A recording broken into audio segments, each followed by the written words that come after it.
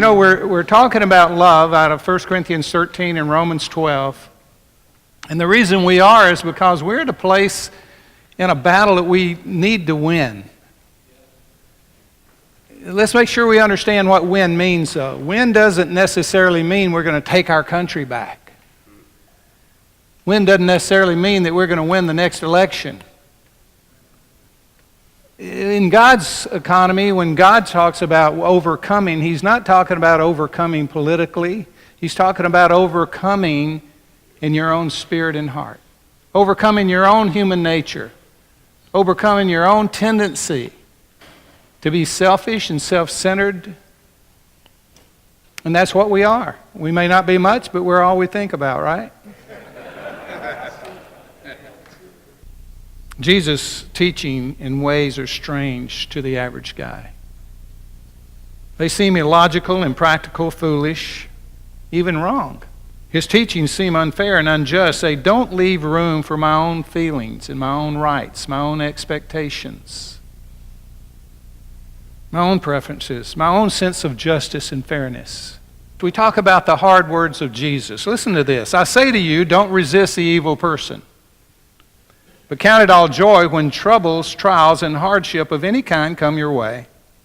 If someone slaps you on the right cheek, offer the other cheek also. So I say to you, love your enemies. Pray for those who persecute you. Don't just pretend to love others. Be genuine in your love towards them. Pray that God will bless them. Would you like to have this kind of freedom? Would you like to have the freedom to be this kind of guy?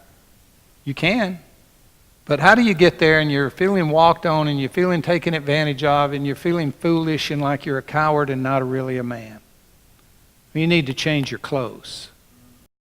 You need to put on the white raiments of Jesus Christ and get out of that old man and put on the new man. You need to change your whole value system. You need to find a joy in turning the other cheek. See, my burden is light. My yoke is easy.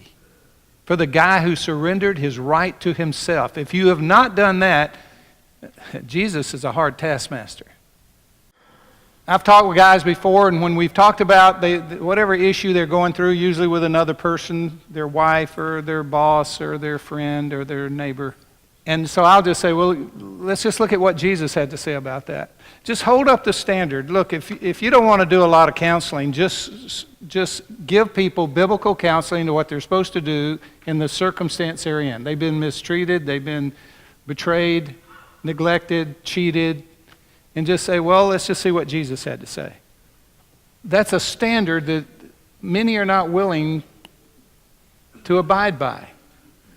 So if someone's been mistreated in their marriage and you say, well, turn the other cheek, that's not really what they're ready for. They want justice. They want fairness. They want that person to be squared away, fixed, changed, or out. But turning the other cheek, going the second mile, blessing them even though they've persecuted you and praying for them because they are your enemy. You've made them that.